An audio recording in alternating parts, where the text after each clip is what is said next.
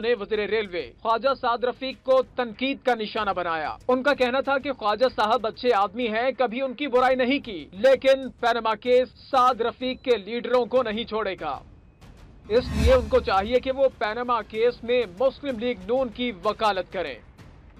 बदमनी पंजाब में है और इल्जामात सिंध पर लगाए जाते हैं। अब क्यों भागते हो एहसाब से? अब क्यों नारा नहीं मारते करप्शन के?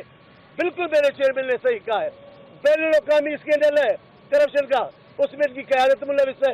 अब उसे जान छुड़ाने के लिए कभी इधर भाग रहे कभी इधर। पर मैं ख्वाजा साहब आपकी इज्जत करते हुए, आपका प्यार करते हुए कह दूंगा, पनामा आपकी लीडरशिप को छोड़ेगी नहीं, मारेगी। चेयरमैन तहरीक इंसाफ की जानिब इशारा करते हुए मौला बख्श चांडियों ने कहा कि वो अकेले जब भी तब्दीली की बात करेंगे नाकाम होंगे, क्योंकि जिस उंगली के आसरे पर वो थे अब वो उंगली नहीं रही। अकेले जब भी तब्दीली की बात करोगे नाकाम जाओगे।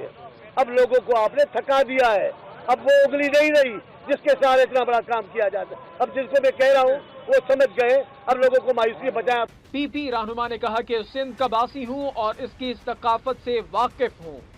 पीपल्स पार्टी कभी तकसीम की बात नहीं करती। हैदराबाद पसंदीदा शहर है जिसकी बुराई नहीं कर सकता। कोशिश यही है कि खल्क़े खुदा की खिदमत की जाए।